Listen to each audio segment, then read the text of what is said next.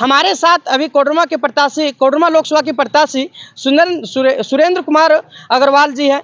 तो आइए इनसे जानते हैं कि कोडरमा लोकसभा के प्रत्याशी में आखिर क्यों चुनाव लड़ रहे हैं और इनका कोडरमा लोकसभा के क्षेत्र में इनका विकास क्या रहेगा, इनका मुद्दा क्या है, इसके बारे में जानते हैं। उससे पहले इनके बारे में जानेंगे आखिर इतना जल्दी और इतने निर्दलीय चुनाव लड़ रहे हैं तो आखिर क्यों। कि राजनीतिक में अभी आप उतर गए, इसके पहले आपकी स्थिति क्या थी और अभी का चुनाव की अभी का स्थिति क्या है, इसके बारे में ज़रा बताइएगा।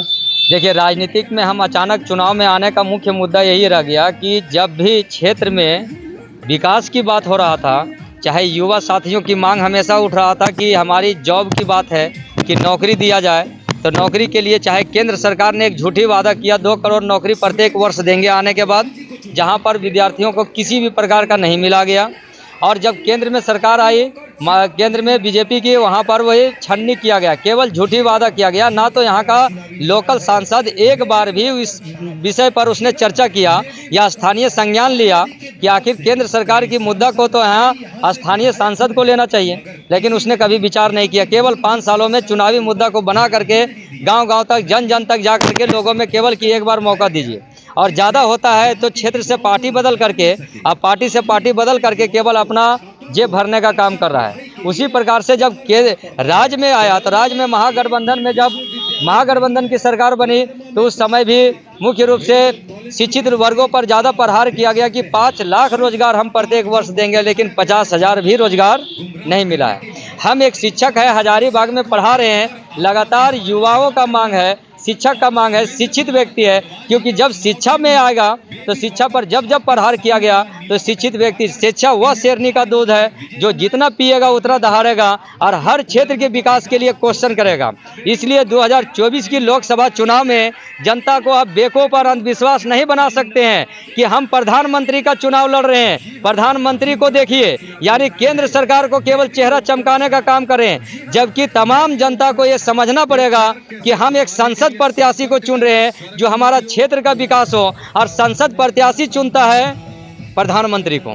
तो इसलिए संसद को चुना जा रहा है जो बेवकूफ बनाने का काम कर रहा है। जो संसद प्रत्याशी का अपना मैनिफेस्टो पूछिए कि आपने 5 साल तक सत्ता में रहने के बाद क्या विकास किए हैं, तो केवल उसका विकास के नाम पर केवल केंद्र सरकार को गिनाने का काम करेगा, जबकि अपने धरातल पर एक बार भी उसने नहीं उतरा है। और अभी 5 साल में आ करके जन तक अपना एजेंट को छोड़ा हुआ है। तो मुर्गा, दारू या 500 रुपया देकर आप वोट खरीद सकते हैं, लेकिन अंधविश्वास को बना सकते हैं, जाति धर्म के आधार पर बंटवारा कर सकते हैं, गृह युद्ध के रूप में भड़काव कर सकते हैं। लेकिन अब शिक्षित नौजवान और रोजगार व्यक्ति जो है वो सब समझ चुका है कि इसकी ना चुनावी रैली में जाएंगे, ना तो इसकी भड़काऊ भाषण को सुनेंगे, और ना तो हमारा देश असुरक्षित है। हमारा क्षेत्र विकास चाहिए, और विकास के लिए हमने एक कदम उठाए हैं, किसी पार्टी से नहीं है। हम एक निर्दलीय प्रत्याशी के रूप में उतरे हैं, और मेरा चुनाव चिन्ह है बेबी वॉकर छाप, जो क्रमांक संख्या 15 पर है। किसी पार्टी से ज्वाइन नहीं किए, और क्षेत्र में मेरा मुख्य उद्देश्य है कि क्षेत्र में संसद को चेंज करो। संसद को अगर चेंज करते हैं तो हमारा किसान की समस्या दूर होगी, हमारे जो होता है उसको दुरुस्त करके उसका अच्छी व्यवस्था बनाएंगे। ये नहीं कि 5 केजी अनाज केवल दे रहे हैं, उसे संसाधन देंगे। आज खेत को कैमरामैन दिखाइए कि जितना खेत जल रहा है हमारे सतगावा प्रखंड में, और वो खेत में अगर सालों भर की खेती होता है तो उल्टा उसका पैकेज सरकार को 5 केजी अनाज भेज दिया जाएगा। इसलिए प्रत्येक किसानों के लिए 5,000 अनाज तो तत्कालीन दिया जाएगा, लेकिन उसके अनाज के रख रखाव के लिए भी व्यवस्था किया जाएगा।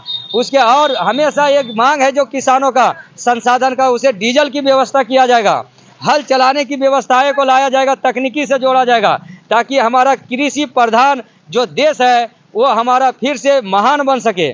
संसद का एक बहुत बड़ा रोल होता है कि अपने संसदीय क्षेत्र के अंतर्गत जितने खदान सामग्री है, जल, जंगल, जमीन, ये सब पर वहाँ स्थानीय लोगों का हक होता है, चाहे वो अभ्रक का हो या पत्थर का हो या बालू का हो या कोयला का हो, लेकिन सब बाहरी लोगों को बेच दिया। नदी के किनारे अगर किसी का गांव है तो आज बालू उसका अधिकार है, लेकिन वही बालू जो 500 रुपया में मिलना चाहिए आज 4,000 रुपया में बालू लेने का काम कर रहा है। तो आप दिन दिहाड़े देख रहे हैं कि दिन दिहाड़े लोगों को बेवकूफ़ बनाने का काम कर रहा है। हमारा देश आज से कभी असुरक्षित नहीं था, लोकतांत्रिक देश है हमारा, और हमारा क्षेत्र का विकास चाहिए। इसलिए एक शिक्षित युवा पढ़े लिखे को आपको क्षेत्र में आना पड़ेगा। हर नवयुवक को अगर आते हैं शिक्षित होकर के, तो हम एक क्वेश्चन पूछेंगे और सवाल पूछने के लायक सरकार से अगर सवाल पूछने लगेंगे और उसका जवाब मांगने लगेंगे तो रोजगार ऑटोमेटिक एकदम आपरूपी रूप से रोजगार का साधन खुलेगा। आज यहाँ के पढ़े लिखे